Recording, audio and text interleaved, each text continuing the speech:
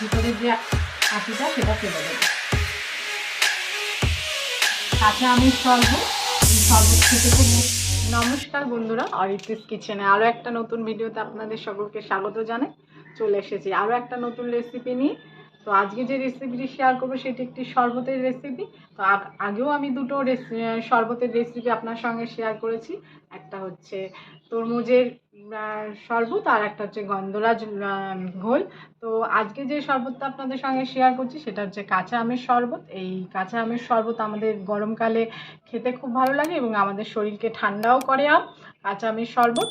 তো আমি সেই কাঁচা আমের শরবত দিয়ে আপনাদের সেই শরবতের রেসিপিটা শেয়ার করব। ভিডিওটা স্কিপ না করে পুরোটা দেখবেন। যদি ভিডিও ভালো লাগে অবশ্যই লাইক এবং কমেন্ট করে দেবেন।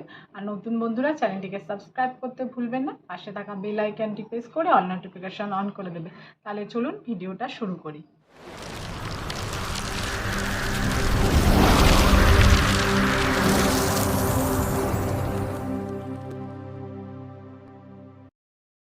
বন্ধুরা, কাঁচা আমের শরবত করতে যে আমার আম লাগবে সেই আমি আমার বাগানের গাছের আম থেকে করব। তো চলুন আমার বাগানে যাওয়া যাক।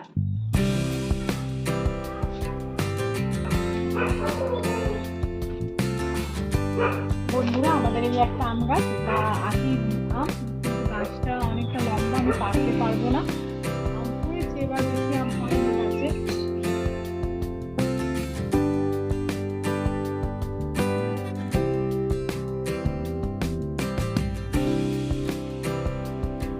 আমাদের একটা গাছ, এগুলো আমাদের ছোট ছোট অনেকগুলো কলমের গাছ আছে। এটা হচ্ছে অ্যালফানসো আম। এটা খুব গরমের শেষের দিকে এই আমটা খুব বড় হয়। এই গাছের আমি আম ছিটছি না, আমি আর একটা গাছের আম ছিটছি।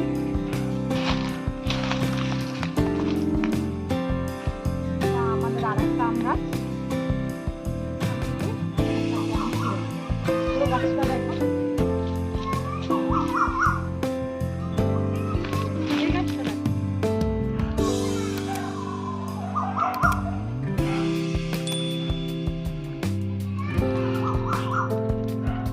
সবই কলমের গাছ আমাদের।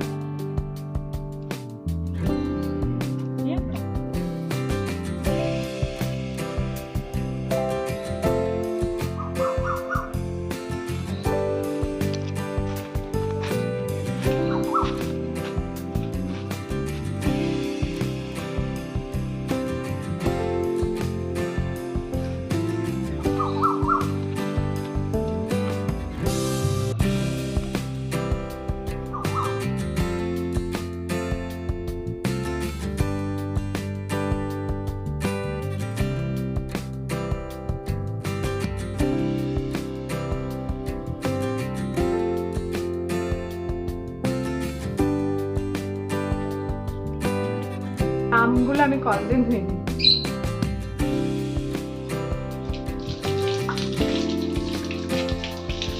আমি আমাদের গাছের পুদিনা পাতা ছিঁড়ে নিই।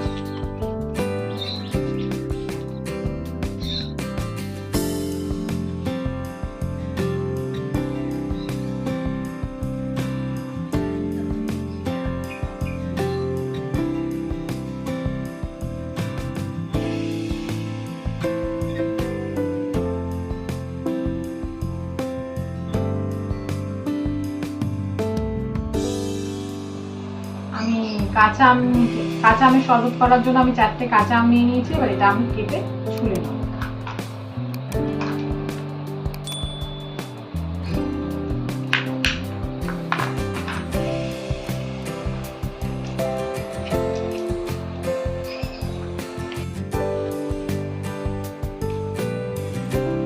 এভাবে আমি প্রত্যেকটা আম পরিষ্কার করে একদম ছুলে নেব খোসাগুলো।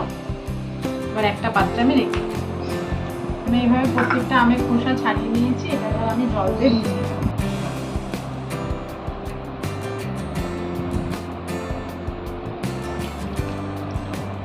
আমি এবার আমটা মাঝখান দিয়ে কেটে ভিতরের যে আটিটা সেটা ফেলে দেবো।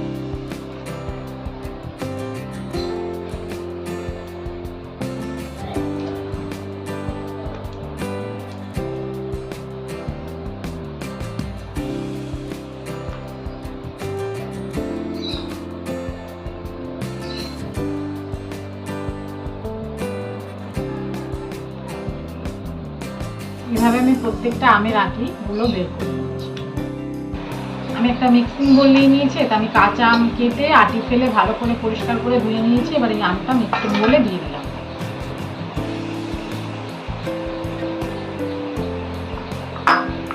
এতে দিয়ে দিচ্ছি চাট মশলা, দিয়ে দিচ্ছি গোলমরিচের গুঁড়ো, দিয়ে দিচ্ছি বিট নুন, দিয়ে দিচ্ছি শুকনো খোলায় ভাজা জিরের গুঁড়ো, দিয়ে দিচ্ছি ধনে পাতা,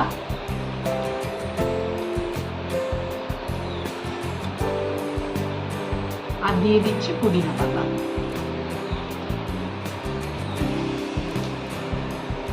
আর দিয়ে দেবো চিনি।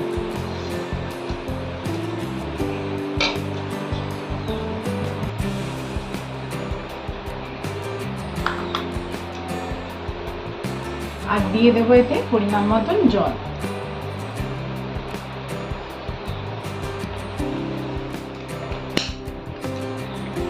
এটা আমরা গ্রাইন্ড করে আনছি।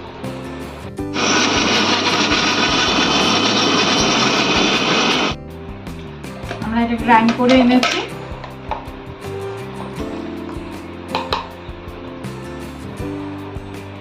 এবার আমি একটা পাত্রে ঢেলে নিচ্ছি।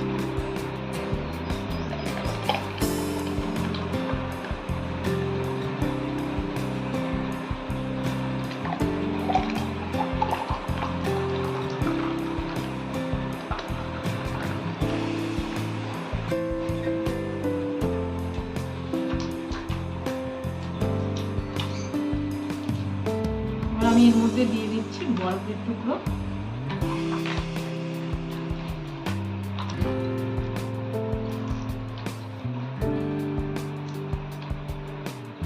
আর দিয়ে দিচ্ছি পুদিনা পাতা। এই হয়ে গেছে আমাদের কাঁচা আমের শরবত। এই শরবত খেতে খুব টেস্টি হয়, অবশ্যই আপনারা বাড়িতে ট্রাই করবেন এবং আমাকে কমেন্ট করে জানাবেন। এই শরবতটা খুবই উপকারী, গরমের জন্য শরীরকে পুরো ঠান্ডা রাখে।